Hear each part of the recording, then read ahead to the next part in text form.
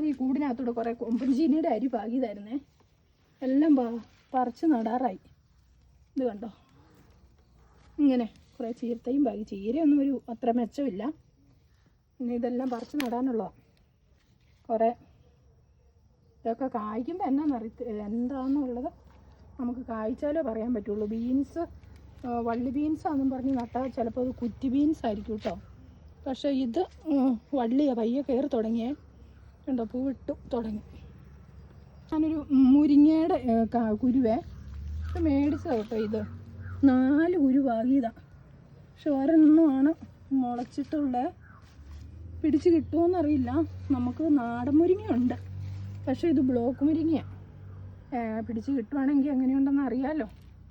നാടൻ മുരിങ്ങ എല്ലാം വലിയ പൊക്കമാണ്, ഭയങ്കര പൊങ്ങിപ്പോയിട്ട് പറിക്കാനും ഇല എടുക്കാനൊക്കെ പാടാണേ. അപ്പോൾ ഞാനിതൊന്ന് പിടിച്ച് കിട്ടുവാണെങ്കിൽ ഒന്നോർത്ത് പാടും. എന്തായാലും കയറി പയ്യെ വരുന്നുണ്ട്, പോകാണ്ടിരുന്നാൽ മതിയായിരുന്നു. ഇതിൻ്റെ ഇല ഒടിച്ച് കറി വെക്കുന്ന ഒരു സംഭവം കാണാൻ നല്ല രസമല്ലേ. നമുക്ക് ഇത് ഇങ്ങനെയുള്ള സാധനങ്ങളൊക്കെ ഉണ്ട്. നമുക്ക് ഇലക്കറിക്ക് ഒരു പഞ്ഞമില്ല കേട്ടോ. ചിലർക്ക് ഇലക്കറി വെക്കാനൊന്നുമില്ല എന്നും പറഞ്ഞിരിക്കുന്ന ഒരുപാട് പേരെ എനിക്കറിയാം. അവർ അങ്ങനെയുള്ളവരൊക്കെ ഇത് കൂട്ട് ഒക്കെ ഓരോന്ന് ഇതൊക്കെ കുത്തി ഒടിച്ചൊടിച്ച് വെച്ചാൽ ഇഷ്ടംപോലെ ഉണ്ടാവും കേട്ടോ. ഇതിന് വ്യത്യാസം ഒന്നുമില്ല കറി വെച്ചാലേ. നമ്മുടെ ക്യാബേജൊക്കെ കറി വെക്കുന്ന പോലെ നല്ല സൂപ്പറാണ്. ഇതുണ്ടോ, ഇത് മൂട്ടിട്ട് തുടങ്ങി. ഉൾക്കാടുണ്ട്. ഇതിന് ഇച്ചിരി മരുന്ന് കലക്കി ഒഴിക്കണം നമുക്ക്.